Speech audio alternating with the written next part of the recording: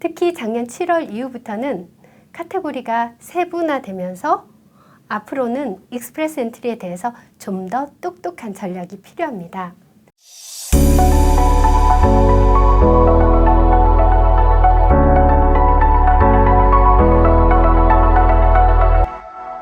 캐나다 이민하면 보통 익스프레스 엔트리 프로그램을 먼저 떠올리게 되죠. 연방 프로그램이니까 어느 지역을 가도 상관이 없고 또 가장 큰 장점은 이름 그대로 수속기간이 급행열차 수준 6개월이라는 점 때문에 가장 관심을 받는 프로그램입니다. 하지만 장점이 많은 만큼 요구되는 점수가 만만치 않게 높은데요. 특히 작년 7월 이후부터는 카테고리가 세분화되면서 앞으로는 익스프레스 엔트리에 대해서 좀 더 똑똑한 전략이 필요합니다. 익스프레스 엔트리의 출발점은 내 점수를 정확히 계산하고 전략을 세운 다음 프로필 등록에 실수를 하지 않는 것이 첫걸음이겠죠. 그래서 오늘은 CRS 점수 계산하는 법과 점수 올리는 전략에 대해서 알아보겠습니다. Comprehensive Ranking System CRS는 익스프레스 엔트리 프로그램 지원자들의 자격 조건을 점수화해서 순위를 매기는 시스템이라고 생각하시면 됩니다. 지원자의 나이, 학력, 언어 능력, 업무 경험, 캐나다 자보퍼, 캐나다 친척 등등 이런 모든 요소들을 점수화하는 거죠.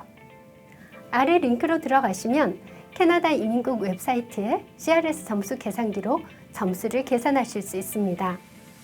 그럼 실제로 점수를 한번 계산해 볼까요? 승규 씨는 대한민국의 평범한 만 30세 미혼 남성입니다. 한국에서 4년제 기계공학을 전공했고요. 대학교 때 식당 알바를 간간히 하긴 했지만 파트타임이나 캐시잡이 많았고 졸업 후에는 전공과 상관없는 사무관리직으로 3년 반 일을 했습니다.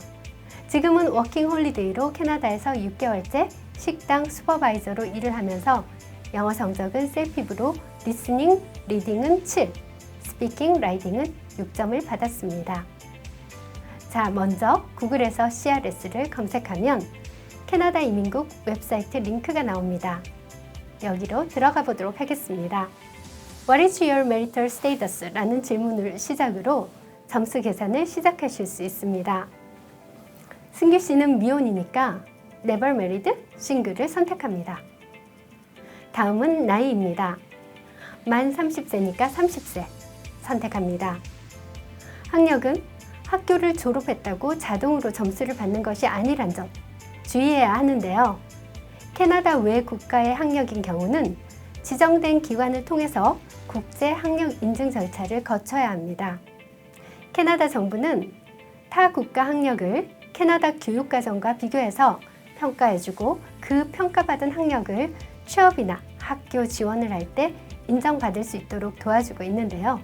이 과정을 국제 학력 인증이라고 합니다. 영주권 신청을 위해서도 WES나 IQAS 같은 학력 인증 기관에 졸업증명서와 성적증명서를 보내서 수업 내용을 심사받아야 하는데요. 만일 한국에서 4년제 대학을 나왔다 하더라도 수업 내용이 캐나다 기준으로 4년 학위 과정에 미치지 못하고 2년제 디플로마에 그치는 경우라면 캐나다 학력 인증 결과에 따라 2년제 프로그램 졸업에 해당하는 점수만 받을 수 있습니다. Non or less than secondary는 중학교 졸업 이하의 학력입니다.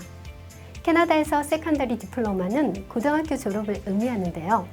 less than secondary니까 고등학교 졸업 학력에 미치지 못하는 경우인 거죠. 1year 프로그램, 2year 프로그램은 고등학교 졸업 이후에 1년 혹은 2년 과정의 전문 프로그램을 수료한 경우입니다. 버첼러 디그리는 학사 졸업을 의미하는데요. 학사는 최소 3년제 이상의 교육 과정이어야 합니다. 만약 학위가 2개 이상이라고 하면 2 or more certificate를 선택하시면 됩니다. 이때 2 학위 중 하나는 반드시 3년제 이상의 과정이어야 한다는 점 주의하세요. 마스터 디그리는 석사학위, doctoral level university 디그리는 박사학위를 의미합니다. 승규 씨는 학력 인증을 통해서 검증된 4년제 학사 학위를 가지고 있으니까 버첼러 디그리를 선택합니다. 다음은 캐나다 학력 선택 항목입니다. 캐나다에서는 따로 학위를 취득한 것이 없으니까 No를 선택합니다. 언어 능력 부분은 불어나 영어 중 한 가지를 선택하시면 되는데요. 영어의 경우는 셀핍과 IELTS, PTE 이 세 가지 시험 중 하나를 선택하시면 되는데 반드시 제너럴로 시험을 보셔야 합니다. 아카데믹 성적은 사용할 수 없다는 점 주의하세요. 기존에는 셀핍과 IELTS만 인정됐지만 최근에는 PTE 성적도 포함된다는 점도 참고해 주시면 좋겠습니다. 최근 2년 이내에 유효한 어학 성적이 있느냐는 질문에 yes로 답을 하게 되면 어떤 시험인지 선택하는 항목이 뜨는데요. 셀핍을 선택하도록 하겠습니다. 점수는 리스닝, 리딩이 7점, 스피킹과 라이팅은 6점을 선택합니다. 다음 질문은 다른 언어 성적이 있는지를 물어보는 항목입니다. 영어를 제1 언어로 선택했다면 불어가 제2 언어가 되는 거죠. 승규 씨는 따로 불어 성적을 준비하지 않았으니까 해당 없음, not applicable을 선택합니다.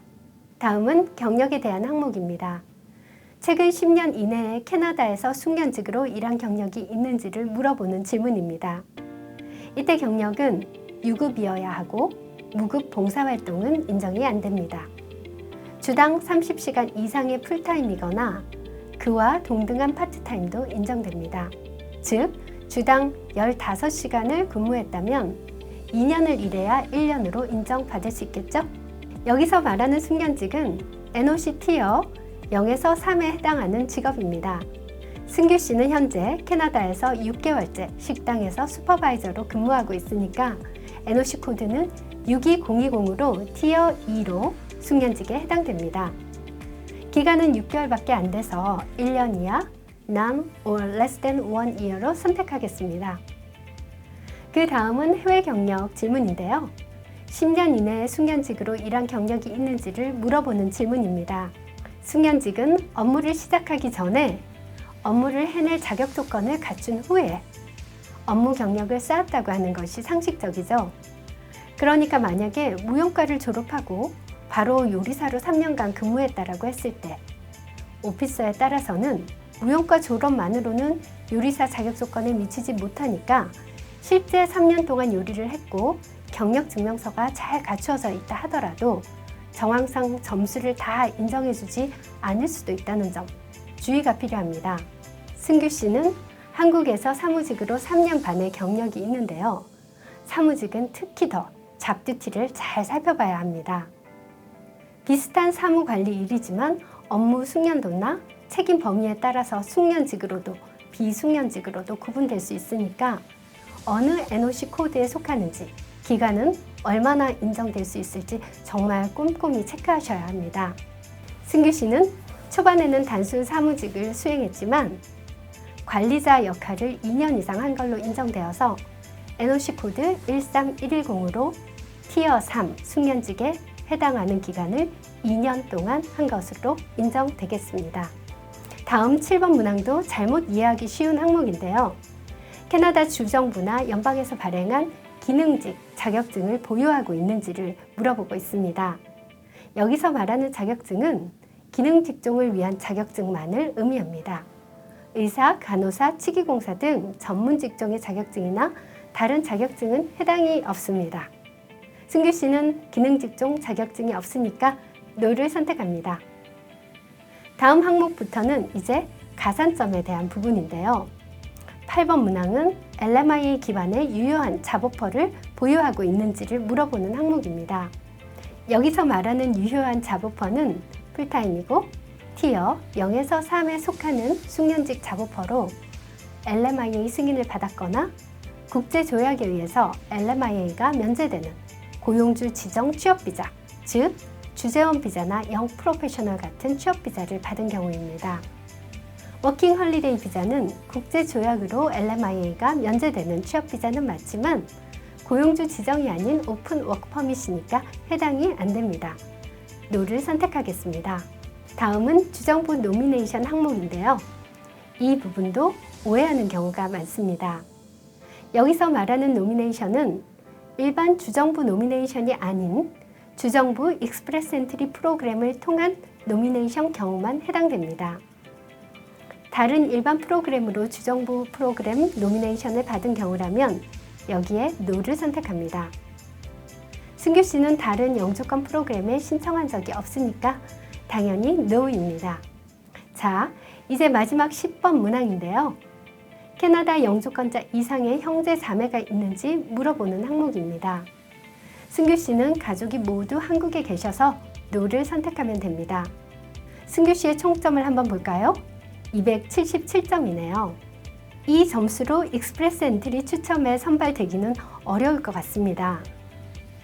최근 초청 점수가 541점에서 546점이었던 걸 감안하면 꽤나 차이가 큰데요. 그럼 이렇게 부족한 점수 어떻게 하면 올릴 수 있을까요?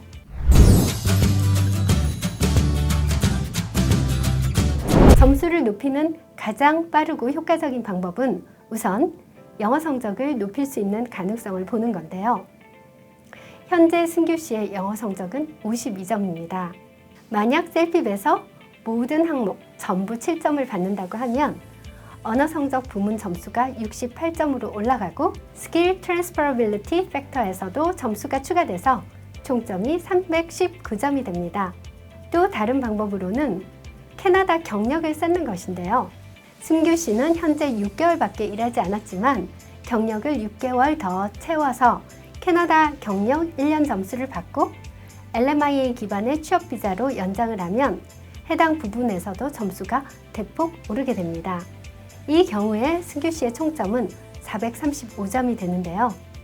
하지만 최근 초청 점수가 540점대였던 것을 감안하면 익스프레스 엔트리 초청을 받기는 여전히 힘들어 보입니다. 만약 승규 씨가 공부를 더 열심히 해서 CLB 9점의 영어 점수를 받는다고 가정해 보겠습니다. CLB 9점으로 점수를 조정해 보면 435점에서 515점으로 무려 80점이나 상승하게 되는데요. 와, 그래도 요즘 초청 점수를 넘기기가 여전히 힘들어 보입니다. 그리고 사실 대부분의 사람들에게 CLB 9점은 너무 멀고도 험한 길인데요. 그래서 캐나다 이민을 익스프레스 엔트리를 통해서 하겠다고 고집하시는 분들에게 캐나다 이민은 너무 어려워 보입니다. 하지만 캐나다 영주권 프로그램은 100개도 넘고 난이도도 천차만별이란 거 알고 계신가요? 만약 CRS 점수가 400점이 넘는다면 주정부 익스프레스 엔트리 프로그램이나 카테고리 기반 초청 대상이 될 가능성을 찾아보는 게 좋겠습니다. 특히 Agriculture and Agri-Food Occupation이나 Transportation, Occupation 부분의 초청 점수는 300점대 후반으로 일반 카테고리에 비해서 점수가 현저하게 내려갑니다. 만약 카테고리 기반 초청의 기회도 없다면 과감히 익스프레스 엔트리를 포기하고 일반 주정부 이민 프로그램을 선택하시거나 주정부 익스프레스 엔트리 프로그램의 노미네이션을 받아서 600점의 가산점을 받는 방법이 현실적으로 보여집니다. 2023년 카테고리 기반 초청이 시작되면서 요즘은 익스프레스 엔트리로 캐나다 영주권을 받는 것은 꽤나 어려운 일이 돼버렸는데요. 너무 실망하실 필요는 없습니다. 익스프레스 엔트리의 점수도 시기에 따라서는 크게 올라가고 내려가는 일이 나반사고 깜짝 파티처럼 파격적으로 낮은 초청 점수로 초청장을 발행하는 일들이 일어나기도 합니다. 이게 바로 점수제 프로그램의 단점이기도 하고 또 장점이기도 한데요. 사실 익스프레스 엔트리 프로그램은 정말 자격 조건이 좋은 일부 엄친아들이나 캐나다 전 지역에서 모두 부족한 인력에게만 혜택을 주는 프로그램이지 모두를 위한 프로그램은 아닌 것처럼 보입니다. 다른 프로그램으로 누구든지 얼마든지 영주권 신청이 가능한데요. 우선 중요한 것은 본인의 CRS 점수를 정확하게 파악하고 익스프레스 엔트리로 이민이 가능한지 확인하는 것입니다. 만약 불가능하다면 내게 현실적으로 가능한 프로그램도 얼마든지 있을 수 있으니 다른 프로그램에 대한 영상들도 꼼꼼히 보시기 바랍니다. 2024년에는 캐나다 영주권을 원하는 모든 분들이 빠짐없이 영주권에 도전하실 수 있기를 바랍니다.